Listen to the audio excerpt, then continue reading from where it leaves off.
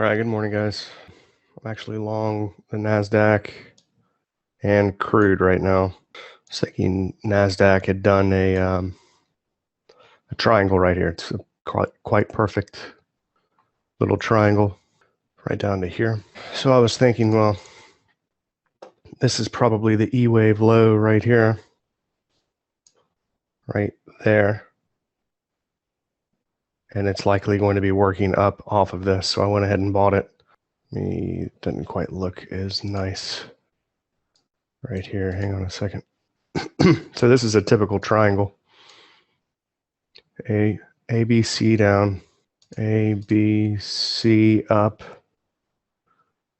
So tiny little ABC there, and then another ABC up, and then a tiny little ABC here. So that is A, B, C, D, E, and that is a contracting triangle. At least that's what it looks like it is right this minute. Whenever you have a triangle, the waves will be related, usually 78.6 or 61.8 of the previous. So the C wave will be it'll be related to the A wave. So this is the A wave down here. This is A, this is B, this is C, this is D, and this is E. Okay, at least that's what I think it is right now. It might come down and do a lower E wave or something, make it all the way back to this trend line. If it does that, I'll get stopped out and then look to re-enter maybe about 86, 85. So if it's going to be, if it really is a triangle, then the waves will tend to be related 78.6 or 61.8. This one is exactly 78.6 to the tick. So what is the D wave relative to the B? Take the size of B, bring it back to the end of C. It's right at 78.6 as well. Pretty close. And then what about this one? It's exactly 61.8. So chances are that's it. That's the end of the E wave. And we'll start going down, start going up now out of this low here. So that's what's happening in NASDAQ. It's getting up out of that channel and it's pulled back to it as support. So hopefully the next move will be up. Maybe not too far, but likely up. Maybe 100 ticks. I don't know, we'll see. And you see the trend line here. Pretty nice, really. So that is A, B, C, D, E. You see the subdivision in the waves a lot better on the minute chart than you do on the tick chart. See, A, B, C, A, B, C. This one maybe not so obvious, but A, B, C, A, triangle, B, C. So you have another little tiny triangle right there. And then another A, B, C. The only way you're going to get good at this and be able to do this as quickly as it appears that I am doing it is by doing it yourself and learning it and applying it. We'll likely have that guide up today on the Elliott wave, the learning material and all that stuff. A bit more organized and structured. It should be up on the site likely at some point today. Yeah, nice. This is where I bought crude yesterday right here. This is, pretty obvious really. It's also the VWAP. All right, so this is the channel from yesterday, from low to low. That's what we broke out of the top of. Let me just remove everything. All right, so this is channel low to low. We're at the 100% warning line of the auto line now. And we've broken out, that might be the end of the fifth wave. Let me see if I should exit. Just give me a minute to figure this out. Still have plenty of room to the top of that channel. It's another 40 ticks. We're just getting that kind of pop in the volume here. Doesn't look to be a major high. Remember, this is what I had bought yesterday. Got out up in here. This is what I bought last night. And I'm looking to break that prior high, which we've already done. But I also want to make it to some resistance, which is really not until about 47. But, you know, it could be a wild ride. Only thing I see in the way right here is this broken channel line. That's the shift median line. I don't even think we're going to be using that, but put it on there as the initial target, which is in line with this baseline, and that's at 47.90 in about 4 or 5 hours. I think 47 is going to be a good target for this one, which is really just the most recent channel here. You are getting some kind of climactic action right now, though, which is a little bit worrisome. It does look like it could be completing some kind of a fifth wave. So it's looking like I'm going to hide all of this, turn everything off, and then look at the wave relationships here. So this is 1, 1 to 5, 1 to the end of 4 to find the end of 5. Ooh, it's there right now at 138.2. So that's looking like a potential 1, 2, 3, 4, 5. It's through the 61.8. I got a good mind to get out right now. I'm going to get out. I'm going to regret this, Order but pending. At least I won't be giving back a bunch of money. And I will be 35, 40, 4,300 bucks this week already. It's pretty nice. Order filled. All right. Order canceled. Good. It's a pretty nice week just trading one contract and occasionally two. It's looking like I do better when I'm focused on less markets. I think that's the case. That sounds about right too, because the more time I have to focus on and figure out what exactly is happening in a market, the more accurate my analysis is. The more accurate your analysis can be, then obviously the better you can trade. And this is all with missing this entire move up in the NASDAQ that we've been looking for, ever since we started back, even before we started back, looking for the end of this correction, the higher low, which we all should have had. And see, that's when I was trying to watch all four of those markets. I was doing the 6E, gold, and crude, and the NASDAQ when we missed this low. So it's looking like it's better. So only worry about a couple of markets.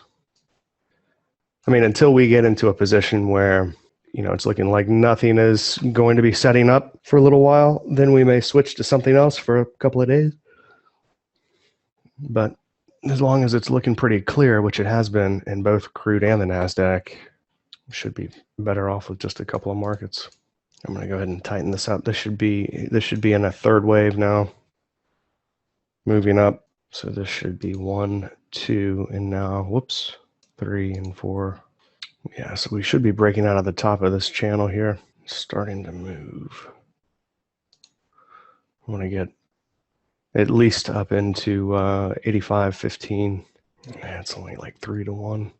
Well, that'll be all right. It's better than 1 to 1. I'd like to wait and get above this high if I can, right about there with 77 ticks or so. It's only 300, 400 bucks. NASDAQ doesn't pay too much unless you have multiple contracts. See, I'm using the low before the report. So low to the low before that big nasty bar, and then connected to the high back here. That gives you the next high and the next low, which I didn't get in until it had already been turning up. So I kind of jumped into it pretty late actually, but you did have a big bar here, down bar, which is an extreme density, extreme climax. So figured there wasn't going to be much of a retracement, but I did have a pretty big stop initially. It was like 22 ticks. So I need to, be able to hold it for at least double my risk. I know that seems to be something people have trouble with, is letting the trade just work itself out. Especially when you've been losing money, you get excited to have any kind of money on the trade, and you close it before you should. Well, most people have no idea where to actually trade to and why they need to be exiting there and holding to there and all of that. So with market geometry, it becomes so much easier, but you still make the mistake and get out early when you shouldn't be. But if you can hold to the targets consistently and consistently make more than you're losing, then you don't have to be right that often to still make money. And that's really the name of the game. That's the power of trading like this. You can, still make a bunch of mistakes and still not get it right too often, and at least be making some money. All right, I guess let's go over the higher time frames. I'm scared to look back at crude and see it be up another 56. Nope. Okay, good. All right, let's go over the higher time frames for crude first, and then we'll go back to NASDAQ.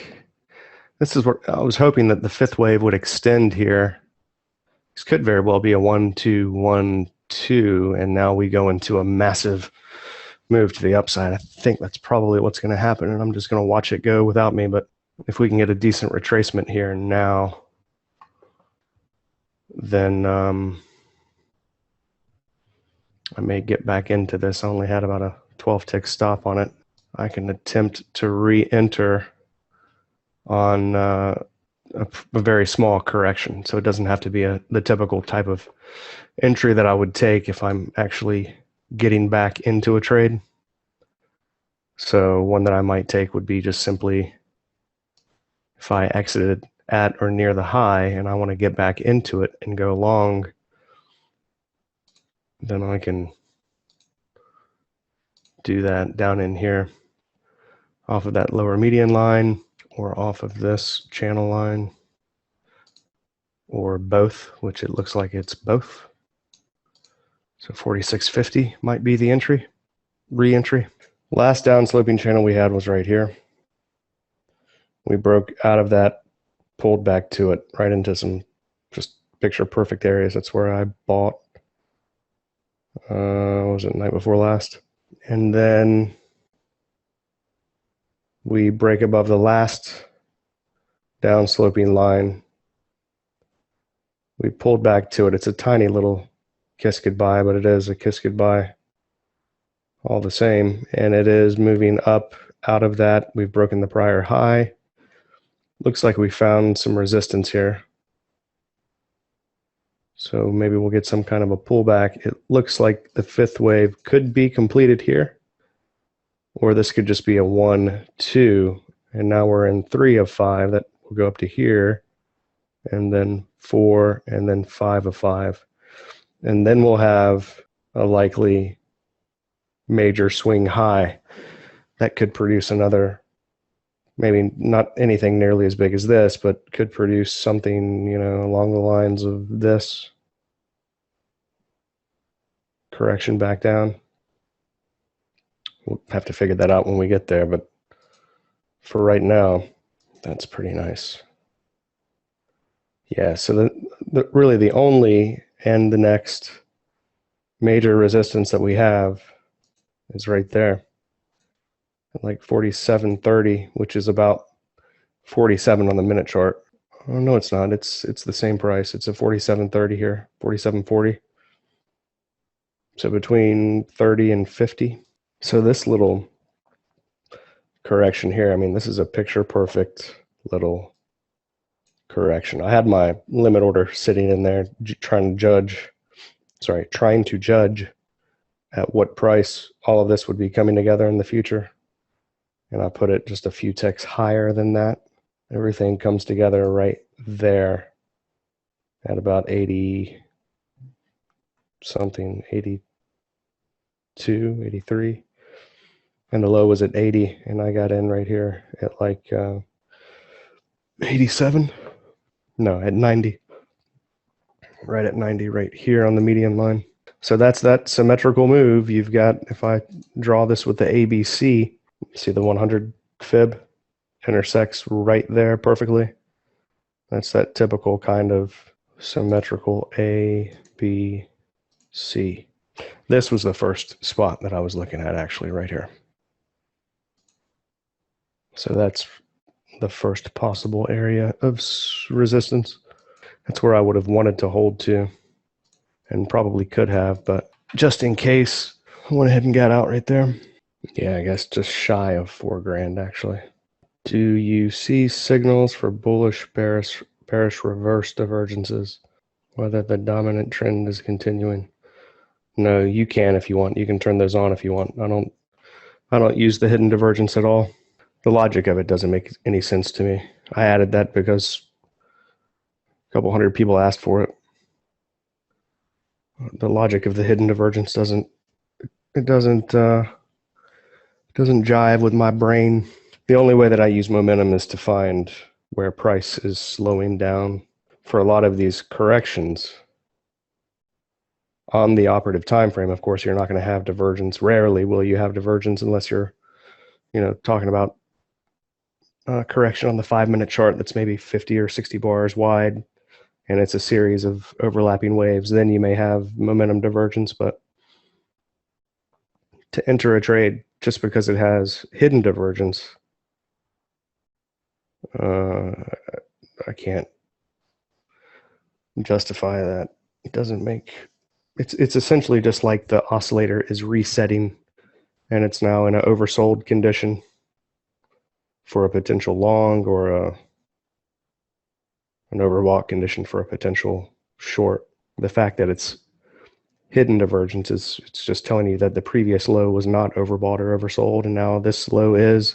So it's really just a function of how many bars wide, how many bars are there between the swings, and how strong down was the previous swing out of the previous high. You know what I mean? It's not like I'm going to not take a trade because there isn't hidden divergence. So therefore, why do I need it if I'm not going to require it? You know what I mean? It would just be one more thing on my charts, cluttering up my charts, and one more thing that I wouldn't be basing trading decisions on. That's not to say that you guys can't come up with your own rules and use hidden divergence to do, whatever. But for me, it doesn't, I just can't make my brain think that it's going to somehow help me. Some of the hidden to regular divergence signals are nice. Some of them are very nice, but I would still get the regular divergence signal there. So it's not like I would base my decision on entering a trade just because it is hidden to regular. I would be basing my trading decisions on the areas that I've clearly defined in the market geometry. Identify the chart that the correction is occurring on, and then confirm those areas with the volume and the waning momentum on the faster time frames. And that's really all that I need. I don't really need anything else. I don't need order flow. Volume profile is nice. I mean, it gives me some extra areas, helps me get a visualization of where most of the contracts have traded in the previous swing, where the average price of that previous swing is, the VWAP, for instance. The pivot points help just simply to identify where we're at within the previous trend. Within the previous day's price action. And anything beyond that, to me, is just noise. I wanted to narrow it down to what are the most important things that I need to base a trading decision on, and then just simply eliminate the rest. That whole analysis paralysis thing is a pretty serious matter. And then now that I've just been trading the two markets clearly I've done a lot better than I've done in the past couple of weeks or a few weeks leading. Well, I guess I haven't really been trading in the trading room too much since trying to do this update, but even previously, some days were fine, yeah, and then other days, I'd take 2-3 losing days in a row, flipping from instrument to instrument, and now just focusing on these two just feels like I have a better feel for what's actually unfolding. Plus, they're both really in pretty obvious patterns right now. That helps. But anyway, that's just my own personal thoughts on it. There's a lot of guys in the room, and there's a lot of people that teach hidden divergence, reverse divergence, whatever you want to call it, type 2 divergence. So I went ahead and made the algo to do it so that everybody would at least have a very accurate one. And then, add in the hidden to regular and all that stuff, so that if you're going to do it, at least you would have the best possible algorithm to solve it with. I just mean, for me personally, well, I would say that if you were using it, it would be more useful, for some of these smaller corrections. Remember, I'm not typically looking for these little tiny corrections or, something like this. So for some of these, this might be more useful in using that hidden divergence to find some of these smaller corrections, Is that all I'm going to get? Looks like that's all I'm going to get. It's not much of a volume signal. It was right there. Tick chart does have high volume per second. It's really only a couple of ticks from 50. I should have just...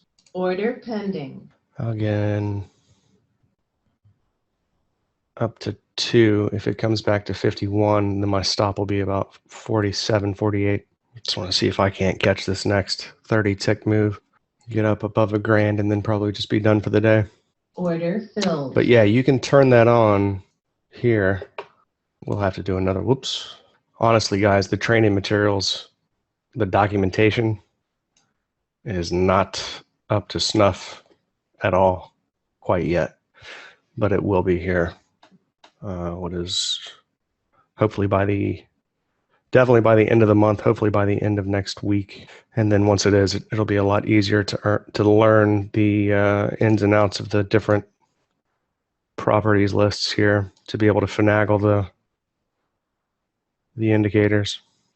But if you want to turn on that hidden and regular, you just set divergence type to both here.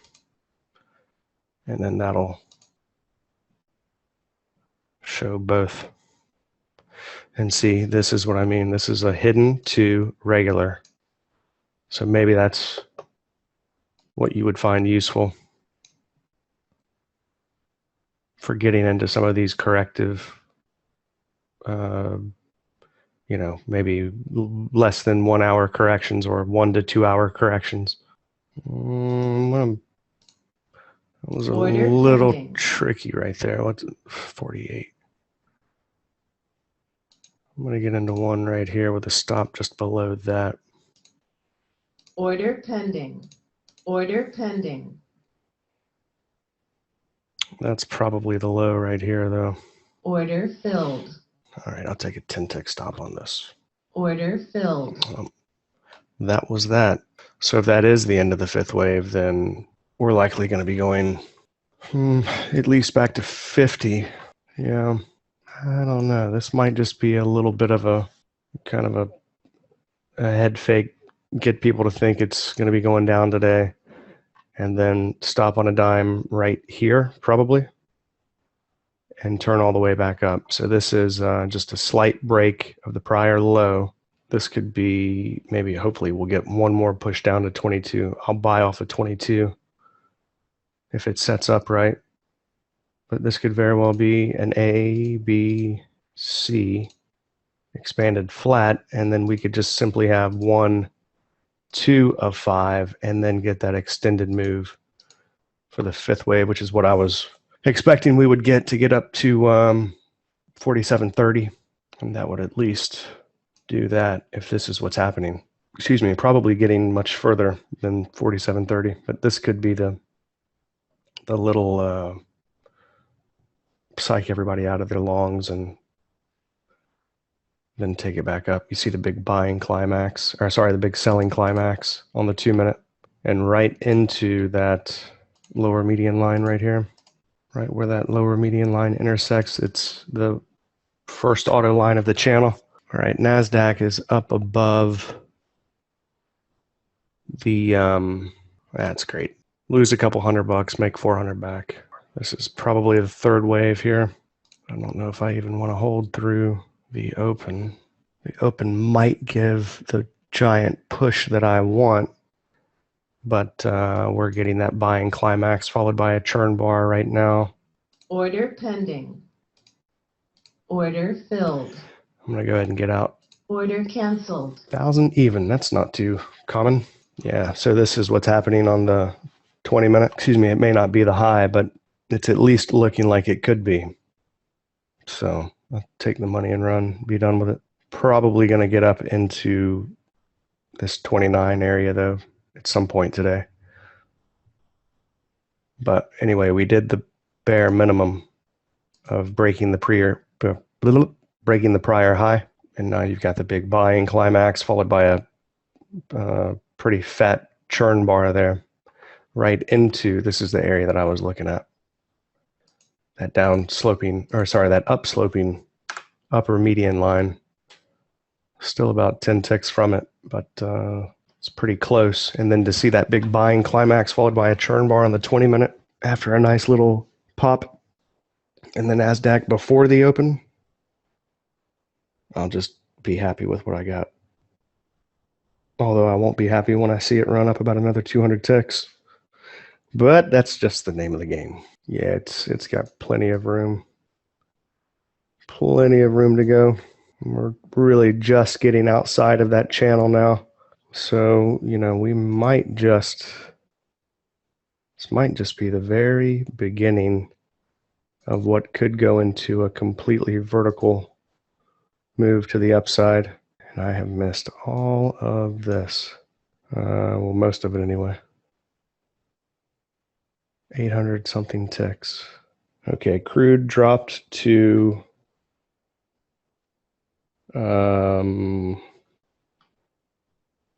quite a bit lower.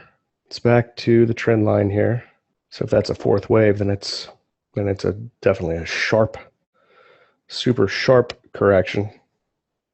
This would be a sideways correction. See, it looks very much like a 1, 2, 3, 4, 5, which is why I exited right there on that big buying climax here on the 5 minute, this bar right here. And then I got a little excited trying to buy this in here. So we probably are now making a low or thereabouts. I'd like to see a narrow range churn bar on the 5 minute, potentially a volume divergence that would just double bottom with this low or slightly break it. So typically don't like to buy just a straight sharp little move like that, although oftentimes that's exactly the end of the move. It's just, I prefer to see that kind of volume divergence pattern where it does do that sharp sell-off, and then you get a little sign of strength, and then it just barely comes back and tests it, breaking it slightly, and then you go. That's what I like right there. So because I wait for that, I end up missing a lot of these little sharp corrections. But that's okay. I shouldn't have taken as big of a stop as I did on that previous one. If I were using Blackbird, it wouldn't have been possible to do what I just did. Yeah, this is looking like a pretty strong rebound off of that low. So unless it stops on a dime right here and turns back down, then I don't think we'll end up getting this. I think this is probably the low, and that's it. We could pull back to the underside, excuse me, the underside of this right here. Sorry, I was on the wrong chart. Yeah, NASDAQ did break higher. All right, that's probably the end of your third wave right there. Well, I got 4 to 1 anyway, so that's good. Would have been nice to get 5-1 though. I've definitely made my metrics a lot better this week. Hopefully I can keep that up for a little while.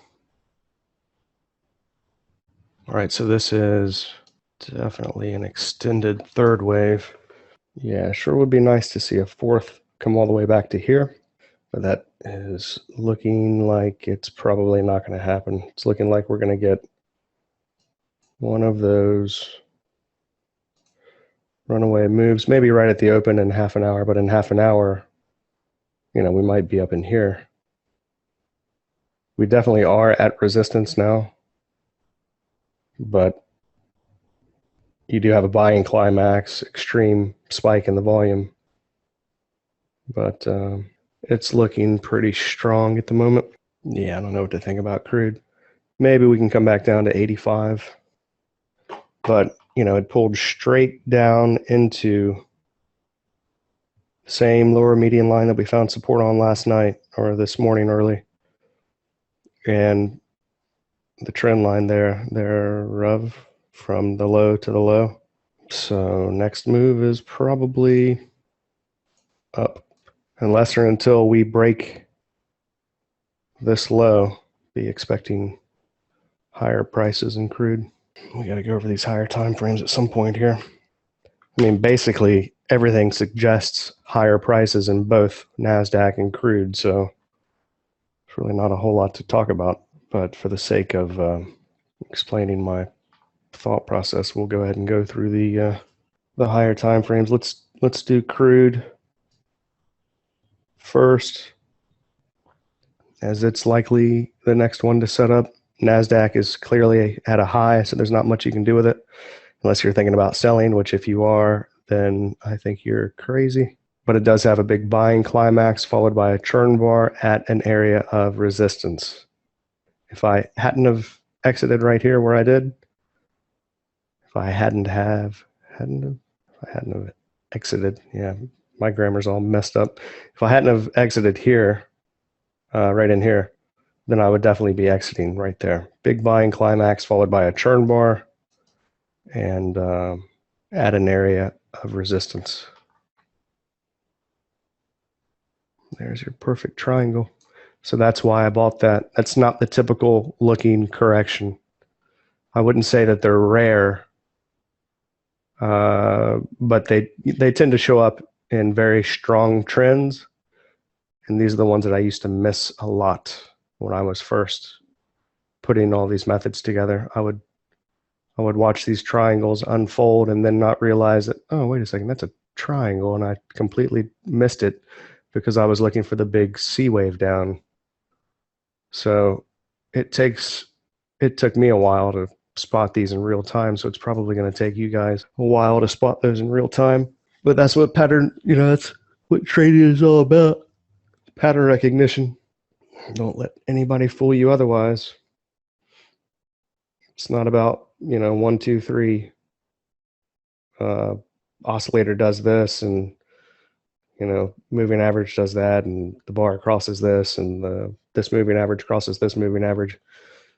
That's really got nothing to do with the way that the markets work. That's only showing you things that happen as a result of the move of the market. You know what I mean? Does that make sense? The pattern recognition is about anticipating the next move, if that makes any sense. And I hear so many people say the exact opposite. So many people, trading educators, whatever you want to call them, will say the exact opposite. They'll say, no, if you're trying to anticipate what the market's going to do, you're never going to be right. You're not going to be able to do it.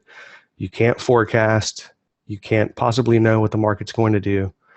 So therefore, you need to be reactive. And if that were the case, then I wouldn't be able to do what I do. If that were true, then I wouldn't be able to make money trading like this. But it isn't true. And the only reason I'm able to make those types of returns is because it's not true, because you can anticipate what the market's going to do. You're not going to be right all the time, but you can be right definitely often enough to make some pretty amazing trades. First, you get good at the analysis, at predicting the moves. So like we've done in the NASDAQ, right? we've anticipated that this is the major low since we started back, right? We've anticipated that this was, well, maybe before you guys joined, before you new guys joined. I think we did 1 or 2 days in the room before the big final webinar. Excuse me. So we've been anticipating this is the big end of the move and that we're going to get the higher low off the upsloping lower median line, and that NASDAQ's going to be going to new highs. That's one thing. That's how you start getting the analysis right, predicting the moves, getting good at that. And then over time, you get to the point to where you'll be doing that, and then also being able to trade that analysis and be able to hold the trade. And that's the difficulty. That's the hard part. The analysis will come much more quickly than the trading will come, but your trading is dependent upon your analysis if you want to get really good at this, which I'm sure all of you do. I don't know if anything I just said makes sense or not. Hopefully it does. All right, so the weekly and the daily. Yeah, it looks like crude is done, just a little shakeout. And then it opened, and now it's not looking back at all. All right, so the weekly looking more and more like this is correct now, isn't it? A, B, C. Maybe even higher than 60, but maybe not. All right, so that's what I'm thinking. And then we've got one more big ABC up to go, which should take a while, a couple months at least, maybe closer to 3 months to get up into that high. And it might come back to here, 57, or to here, 58 something. So those would be the first couple of spots, and then potentially as high as 63. This is the previous area of the fourth wave of the one lesser degree. So until we get a hard reversal down, this is what I'm assuming is unfolding. But, that can change, obviously. Data sets. What are you talking about? Data sets. All right, that's crude. Weekly, same deal here. So another reason why I use the continuous contracts. You don't have to update every month the higher time frames. Yeah, we could be about to get a massive move to the upside in crude, and I just want to get at least to, I don't know, 47.30 today, 47.50. Up in here. And then start looking for that corrective low after it. So that would then be anticipating the third of the third, which is what Brad is looking for all the time. Well, that's what anybody that looks at Elliott Wave would love to see. Get into that third of a third and never be underwater in your trade and watch it work out pretty quickly. It's always nice. You see, it was also this kiss goodbye line here that we had used the time before at the low last night. NASDAQ has put in what looks to be that third wave low here. The midline of the channel on big divergence on the hourly here. Yeah, thanks for that, Mike. I'll give him a call later. Sorry, I was just zoning out there for a second. Yeah, I don't think we're going to be able to get any more of a correction in crude. We might get lucky, and this could be the opposite of what I think it is. It may be that this is the B wave here, that this is one. It's not an expanded flat, although it looks very much like an expanded flat. And that somehow this is a, well, it couldn't possibly be one in that case. This would have to be 5 up and completed. Yeah, that just doesn't make any sense to me. So looks like an ABC. Big buying climax at the B wave high, big selling climax at the C wave low, and a V bottom, which is about 30 bars, 26 bars, 25 bars.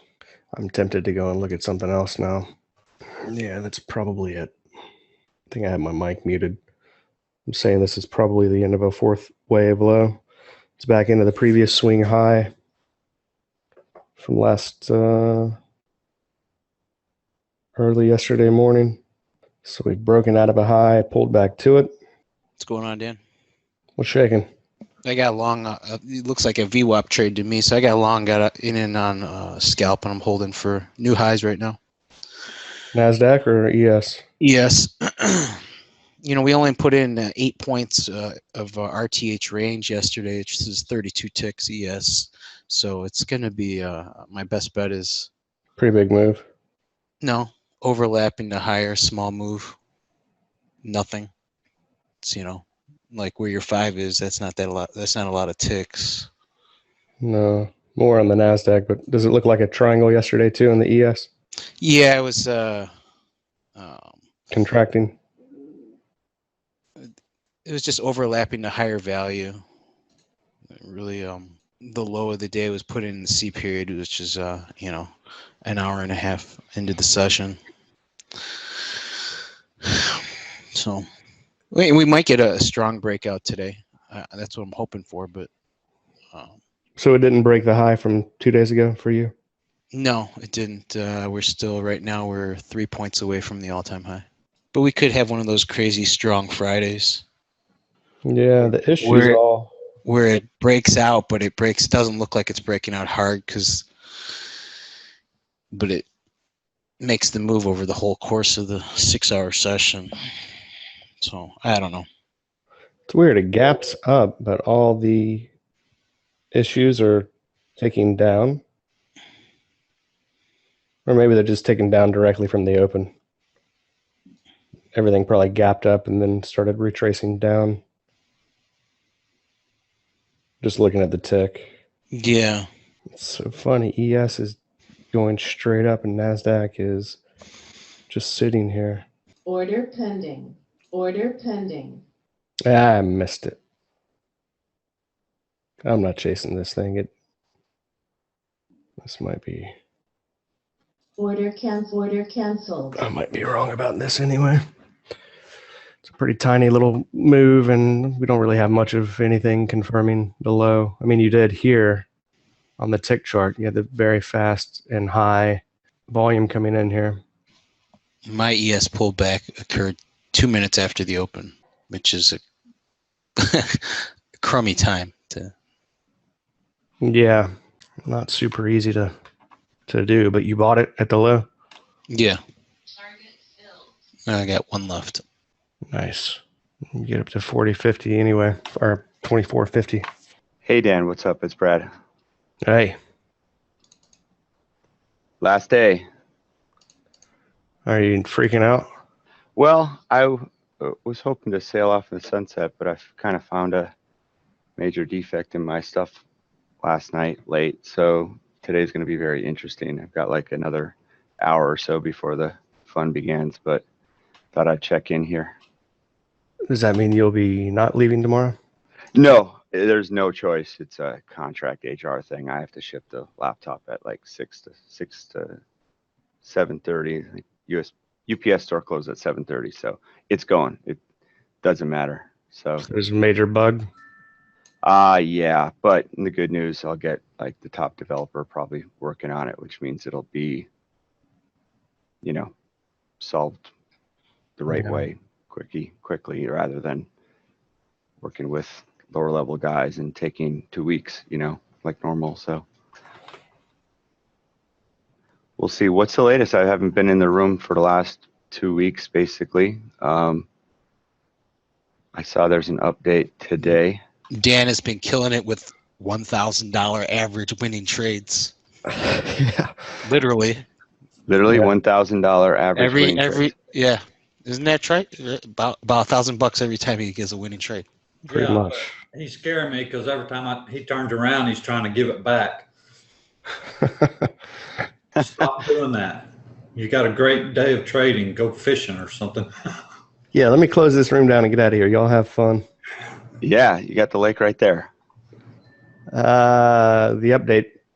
Yeah. I've been working relentlessly on it, but this profile has been an enormous job trying to get it all worked out. It's still, the cosmetic stuff still needs to be changed around a little bit. I should have the final version back in a couple of hours. And then I've got to crank out a few thousand files here this afternoon. So, Oh, that's all. yeah, just a few thousand. Shouldn't be more than about 500 or 600 hours worth of work that I've got to do in the next 5 hours. So, Well, I tell you what, it looks fantastic. We figured out the all the chart template for the 60-minute. You know, my fancy way to do the colors. yeah, you have full control over that now. Yeah, it looks amazing. I have density finally, and so I just posted what the 60-minute template looks like. So you are showing the density behind it? Yeah, it looks fantastic.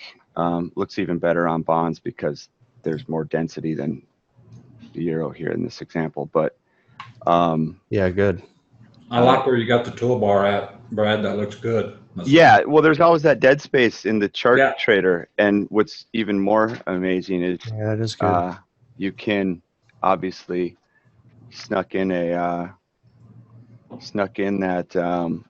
fancy clone option. Yeah, man, you can do as many of those as you want. Yeah, so One per chart if you want.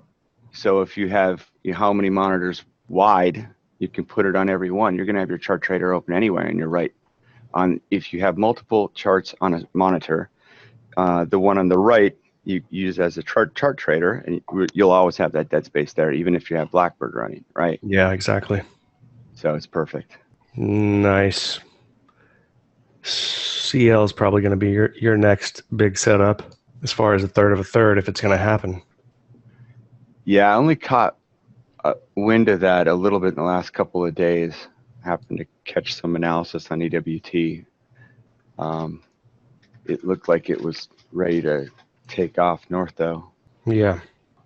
Yeah, that's where most of my trades have come from. I found one potential bug, Dan, on divergence. What's it doing?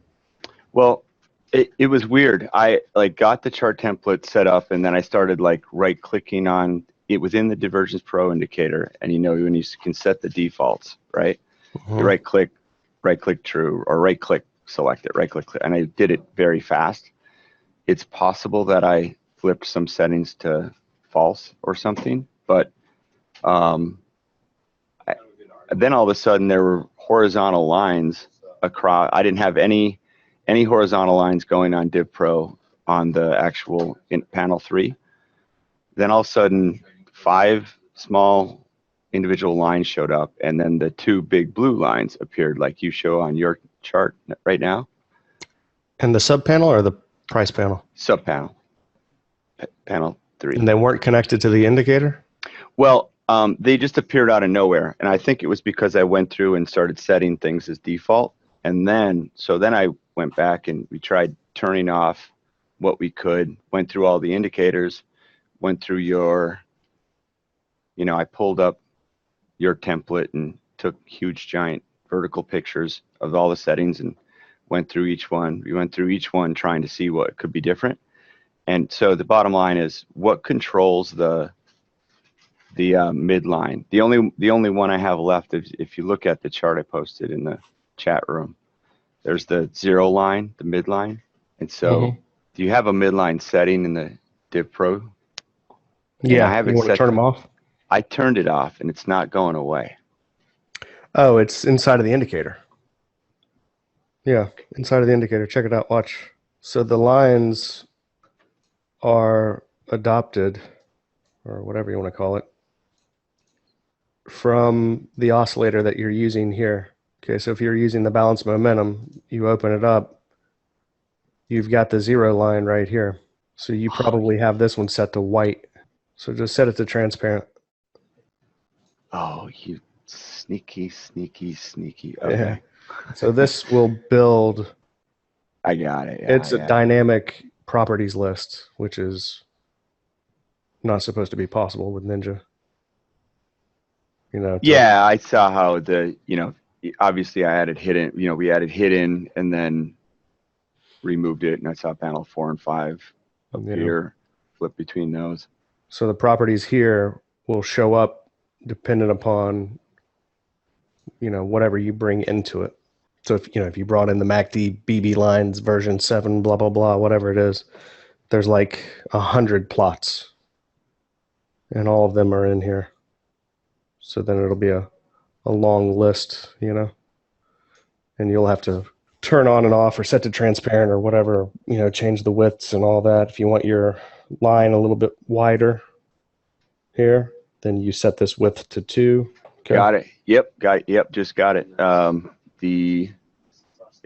it wasn't the midline, it was the 0 line that I turned off. I think I probably turned off the midline above it. Yeah, you can show midline plot true or false, but that's built from the actual Div Pro, not from the oscillator. Yep, got it. There's And two different plots. Yeah, the ones Div Pro makes, and then the one the oscillator makes. Yeah, so I got rid of one, though it was overwritten, and then I'm sure others are wondering, is there any reason for using the 0 line that you use it for? It's just a placeholder. It's not. Yeah, none of that makes any difference to me. I'm just looking for, momentum needs to be at least above a certain threshold to begin looking for divergence. But the 0 line makes, well, you do have different thresholds for the hidden divergence and the regular divergence. So, for instance, right here at this low, I wouldn't be able to get hidden divergence because it's not at least below that little dotted line right there. Right? For the hidden divergence, I want it to be at least somewhat oversold. I got it.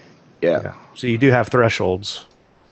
And the documentation explains that in pretty great detail. Yeah, I actually had, I heard on the walk-in that you don't mess with hidden divergence at all. But if you did mess with it, it would be in a short pullback. And that's where I've seen it work best, was in a runaway market situation. In a trending move, yeah. And then I had fine-tuned those threshold setups and optimized them and built out one fancy template that actually started looking pretty good. But again, it was just for situational, not for normal. You typically get in on the end of corrections, not in runaway third waves. So right, and you're trying to get in as it's breaking that kind of line in the sand. Yeah, and it's all theory. It needs to be proven out, which leads into the next point, is the starting on the data sets tomorrow. And so I don't know if you got 20 minutes of free time sometime this weekend, but right. I want to make sure we're doing it right. So I've got a theory on how to do it, but I just want to bounce it off you. Yeah, it's fine. I've got I missed our 1-year anniversary on because I was doing webinars and updates. So I'm making up for that tomorrow. It's also her birthday tomorrow. Oh. 30th birthday. Oh, that's nice. She's super sad. That's definitely a thing. Yep. All right. Well, I won't bug you tomorrow then. That's all good. No, I'm not leaving. We're not leaving till like 4 in the afternoon, so I have to work in the morning anyway. Okay, cool. Well, I'll put together something just to make sure. I don't, to be honest with you, I haven't really fully figured out the back adjusted, non-back adjusted, and how it downloads. So I want to make sure. Kinetic. Yeah, and I just want to make sure, we got multiple guys going on this. We don't want to start the wrong way and do it all over, because you can't. It's tedious stuff, Yeah. Get kinetic though. I mean, there's no. Yeah, I did get kinetic, and I got Globex going on. Yeah, good. Or I should say, data is your most important thing. Mm-hmm. You don't want to skimp on that.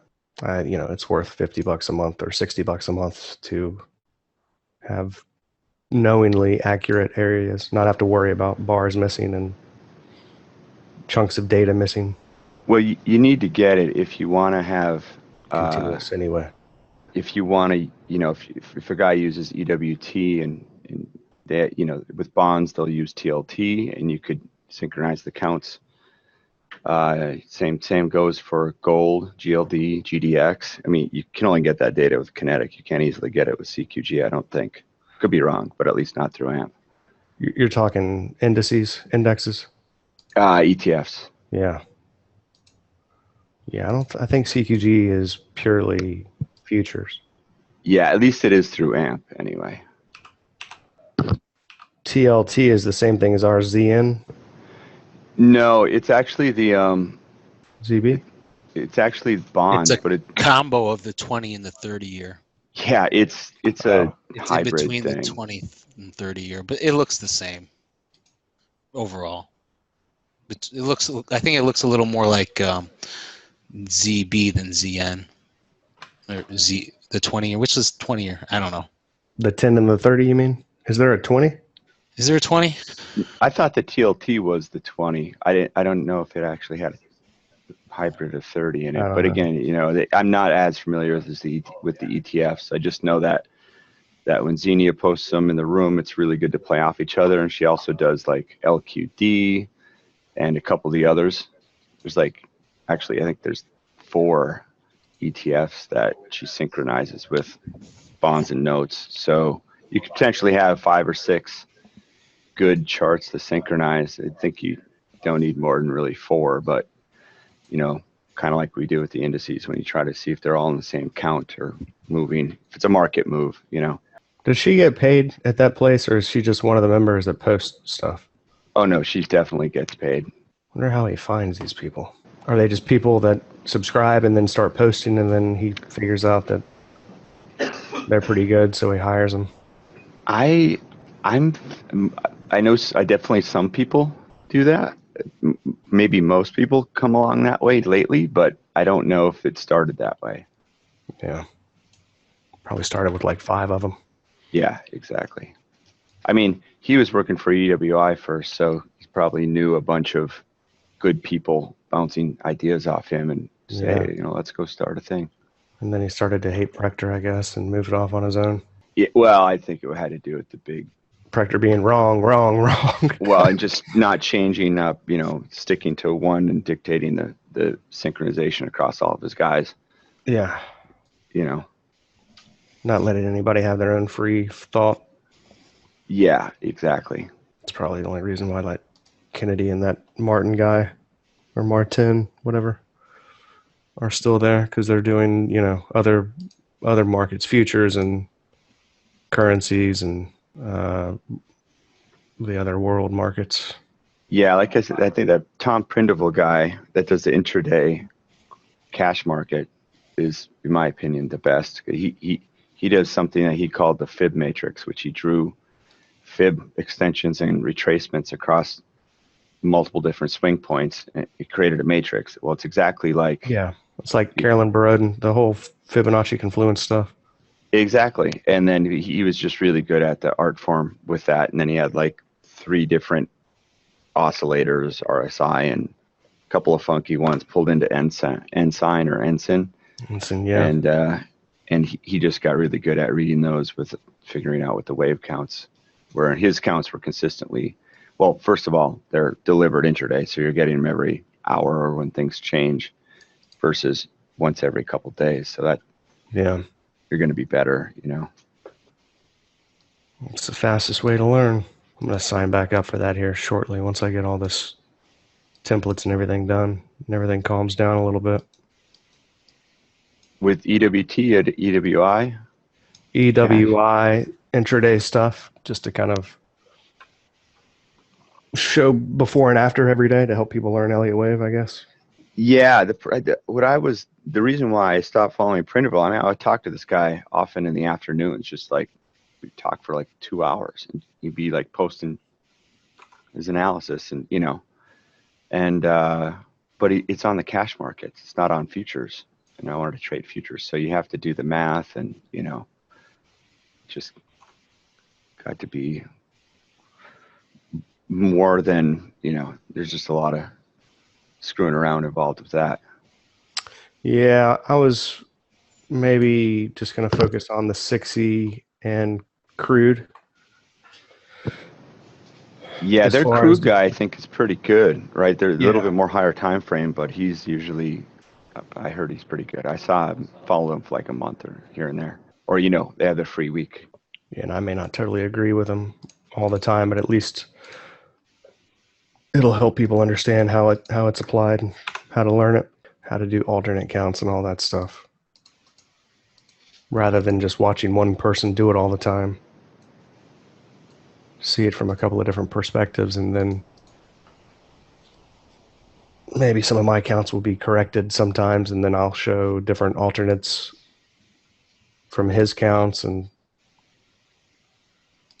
Yeah, we're going to be next week. We'll be starting putting together a spreadsheet, which will have like the different degrees and columns, and then have what the top count is, what the alt count is, mhm. and if we override the like EWT's top count, I'm assuming we'll override it between 5 and 15% of the time because our tools are better. So, in theory, Yeah. Ed, I'm getting the alerts there. Well, I've gotten the first one anyhow.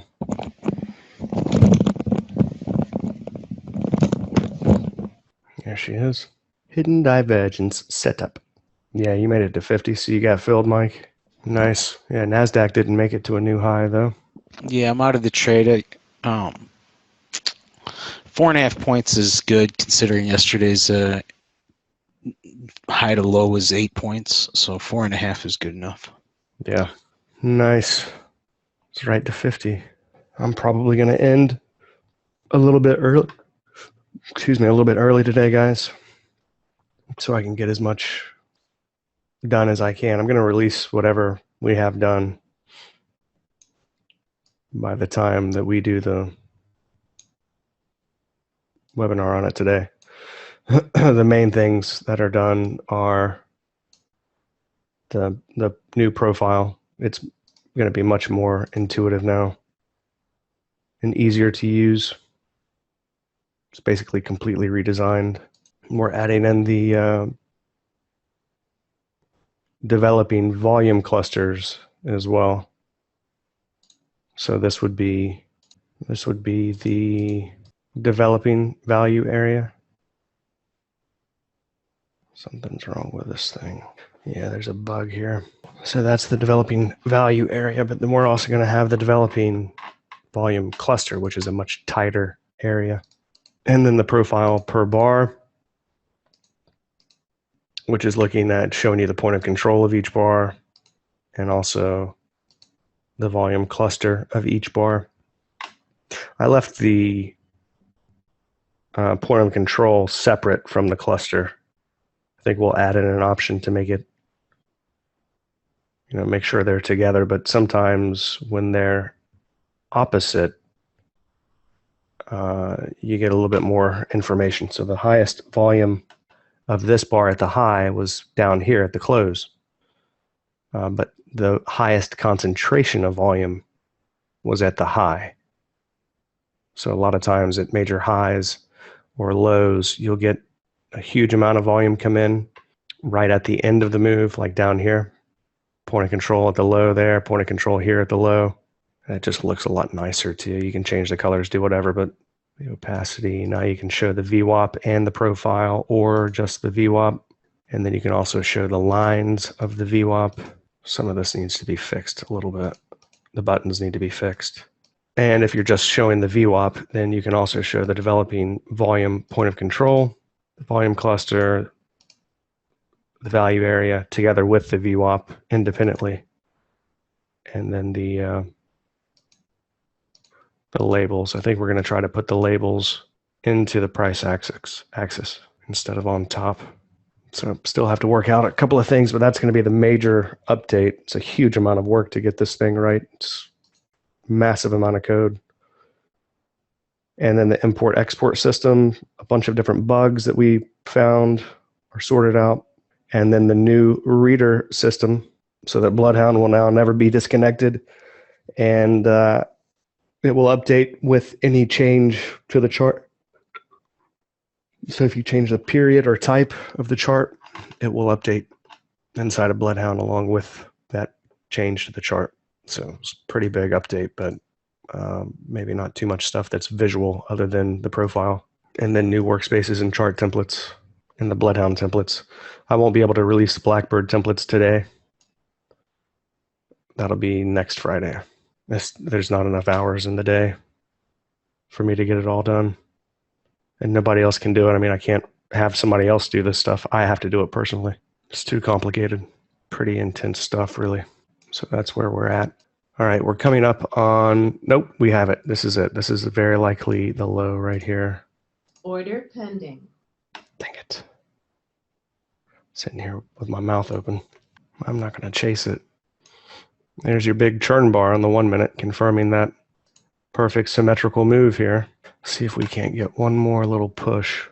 Just so you guys understand, this update had to happen before the templates could be finished. It's because of this update that the templates won't have to keep being rebuilt and rebuilt and rebuilt with every rollover and all that stuff. So it's because of this update that the templates are all going to be working flawlessly. So this had to happen first, really, which is going to save so much time in the future, and it will keep you from having to constantly do this number every morning. Reload the chart. It makes everything inside of Bloodhound automatic, and it removes all of these chart IDs, indicator IDs. Well, it's already been removed, so I can't show it to you. It removes all of that indicator ID for the divergence, indicator ID for the volume. All right, here we go. Hey, Dan, I'm taking off. Have a good day. I'll try and catch the meeting later. Probably not, though, and I'll try and get you. Text you in the morning. Okay, bud. Thank you. Mike, I'll give you a show, too. We need to catch up.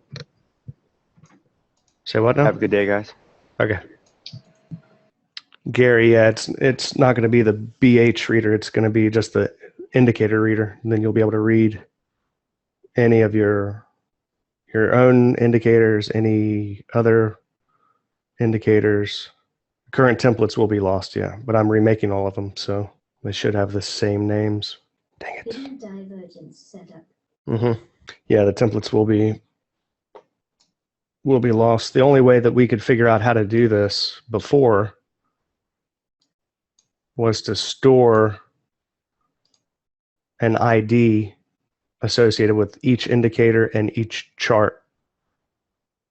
And when he started working on the universal indicator reader, the reader that can access any chart, any indicator from any chart or any workspace, he figured out a way to not attach the ID to a specific indicator, but attach the reader to a chart panel on a specific chart. So if you start moving these panels around, that's going to disrupt the reader. So you don't, get the chart the way that you want it. I mean, well, you'll use the workspaces I send, but I can't believe I missed this. This was like a picture perfect Order canceled. little correction there. So anyway, what was I talking about? Yeah, so we did it the best way that we knew how. And then when he started working on that universal reader, which is really magic, crazy stuff, really. He calls it witchcraft. To be able to access any indicator from any chart inside of Ninja is, it really shouldn't be possible. But anyway, through working with that, he figured out a way to eliminate all of those IDs and stuff. So now it's much better. So I'm redoing everything to suit the new, better code, which in turn will make, working with all this stuff in the future so much easier. Nothing will disconnect from Bloodhound. Nothing will disconnect from Blackbird. And we won't have to keep remaking templates over and over and over. Div Pro and volume. Show me what you changed on the chart. Ed, post one of your charts. Setup. So if you're making all of your own custom charts, then you're going to have to attach the solvers inside of Bloodhound to those custom charts if you want to use the Bloodhound templates, because they are chart specific. This should be a big move to the upside here. Hopefully you guys just jumped into that, or somebody did. Are you going to make us an RTY template workspace? Yeah, I guess I may as well. Hidden divergence. I think it's probably maybe closely resembles NASDAQ, except for the ticks, but maybe volume. It I don't doesn't know. seem to look right yet. I don't know what the volume is, so Yeah, it doesn't really look right. I wouldn't recommend trading it. Not yet, anyway. And probably 9, 8. So another month will be on the, or no, it's going to be a little while. it's gonna be a while. Roll over 2 months. Yeah, it's 4 times a year, so the Month next and a one's half. the December contract. We're pretty far away from December. I think in August we'll roll. If you want the latest version of the indicators, yeah. Let me see one of your charts, please. Yeah, on the 7th of August. If all you've done is change the color of the chart, that's much easier to do. Might take, less than an hour to do 5 workspaces. It's pretty easy to change the color of a chart. 5 seconds a chart. I would do that before trying to re-add the indicators. If I tried to rebuild your workspace, Dan, I think I would spend 4 hours on rebuilding a workspace just to get it like your workspace. I'm not that fast. I don't know. Yes, that's true. You are pretty slow. Yeah.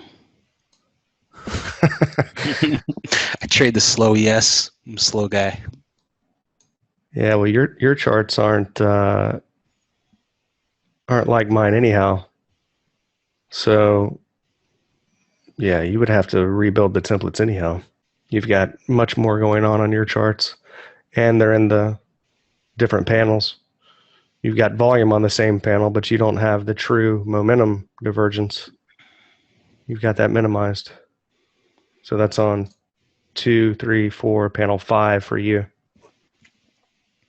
Will you find a way to work the advanced decline? I think the advanced decline line has more value in determining divergence than the tick. You think? Yeah, well, I mean, we were playing with it before. It was, I don't know, I thought it was a better leading indicator than the tick. If they only draw text. No, you can't read text. You can only read data series. No. If you wrote them yourself, Gary, you might want to send them to I don't know if you're a professional programmer or you just taught yourself or what, but if you wrote them yourself, it's pretty easy to have some bugs in there that don't even show up in the log, or, they have to be programmed a specific way. They have to have global or public data series that you can access from, via strategy or another indicator or whatever. So they have to have data series. Has to be readable by a strategy, basically. If it has a plot on the chart, any kind of a line plot, that's readable. If it sets the bars to a number, those numbers need to be in a data series. I'll show you how it works when we release it. I gotta get some water. I'll be right back. Yeah, I'm just making sure you know that. If it's text, we can't read text. It's nothing like drinking a beer at 9:25 in the morning. Shut your mouth. It's great. You still working the night shift? Yeah, they might switch me to full-time nights, which means my trading schedule won't change, but some days I go to work at 2 p.m., but it'll be all nights then. Still get a week on, week off. No wonder you can't sleep. Yeah. I'd say that's pretty bad for you long term. If I combine pills, I combine Balsamra with Ambien, I can get 7 hours of sleep. So that's wonderful. It's not pharmacist recommended, but I'm my own pharmacist. So That's what I was just figuring to say. This is coming from a pharmacist. Well, NASDAQ is not. Maybe this is a little higher low here, back to the midline. That's what I'm thinking. There's a short little selling climax here. So it's a small one on the 1 minute that might provide enough support to get the next move up. Crude has made a new high now, right to the upsloping upper median line here. It looks like a potential swing high there. It's double divergence in the momentum on the 2 minute or the 1 minute. So that could be the potentially a swing high. I think it's going to keep going higher though, really. Look at the 240 minute. The 240 minute is pretty massive. These past couple of bars, it looks like it's just going to keep on going to me. Maybe we get some kind of retracement. Hey, Dan, when you get a chance, I just posted an ES chart. I wanted to point something out. So if you zoom in on that a little bit, and then today's profile at the top. Notice how today's profiles looks like the head's been chopped off. That's just indicative of, there's no taper at the top. You can see it in the volume, not the TPOs, but in the volume. Yeah. So that's indicative of an unfinished auction to the upside. So I'm thinking there's more upside, but yep. more upside potential. But from the ES standpoint, that's literally only 3 points. So it's I want to get long, but there's nowhere in the profile to get long from. The pullbacks are small, so. But I think maybe it might be worth the short if look at the very opposite end of that profile, then you scroll down to the very bottom. You see how the profile got flat at the bottom? It got real skinny. The long the tails there. Yeah, was that the roasted thing? Yeah, that was a sell-off to the downside. So then that's what a complete auction is supposed to look like, which is the V bottom. Yeah. Which means basically the sellers ran out of juice and the buyers took it away. Right. And so if we get something that looks like that to the upside, which we might not get today, but that would be something I want to sell into. And we're in neither spot right now.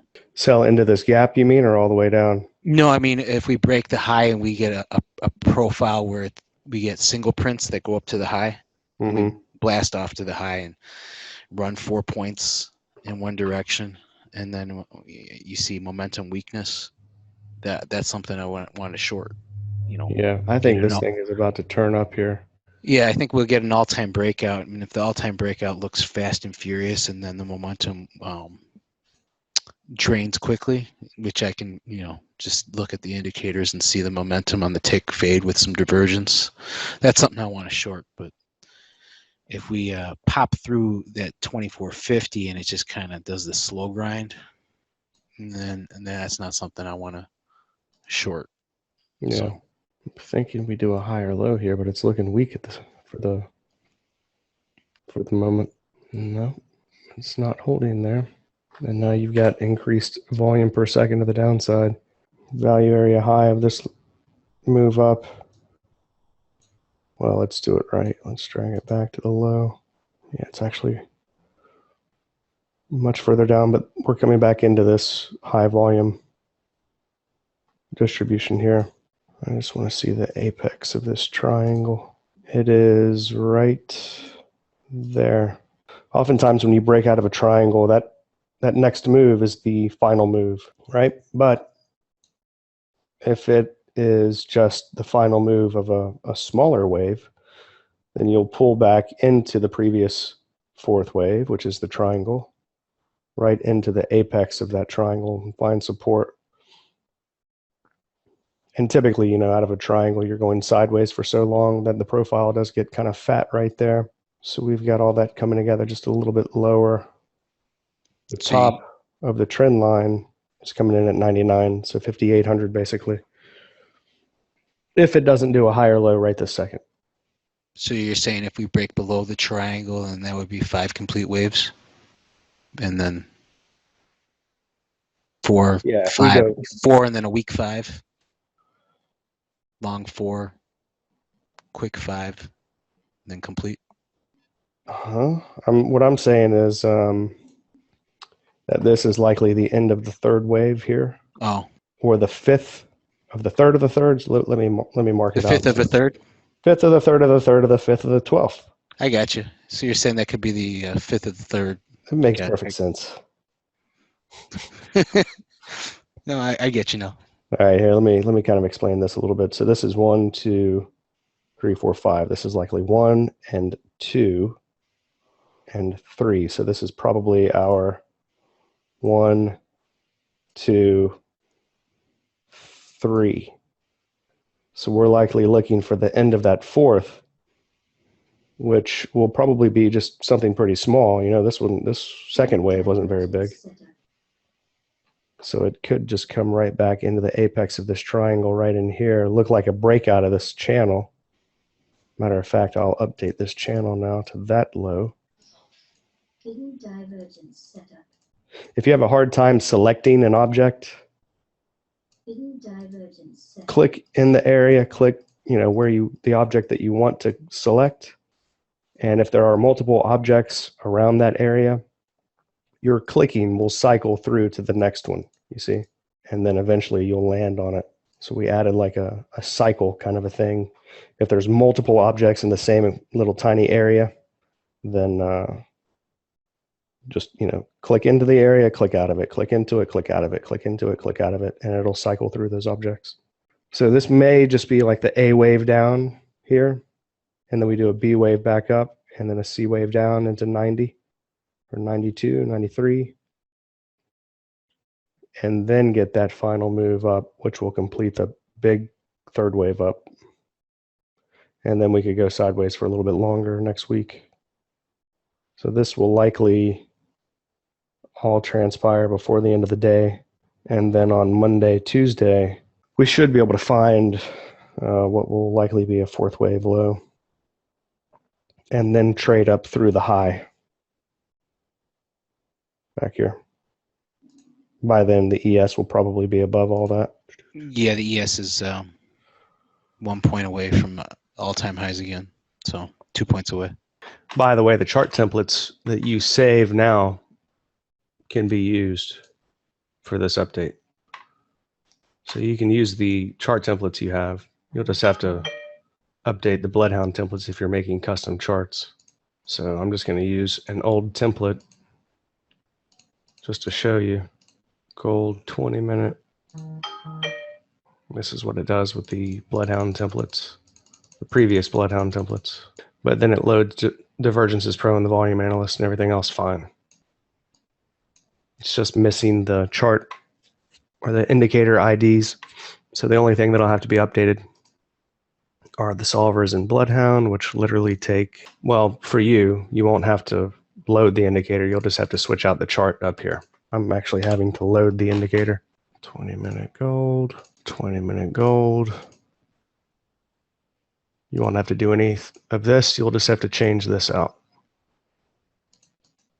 if you have your own custom charts, which we'll go over all that today. Hidden divergence setup. And there it is.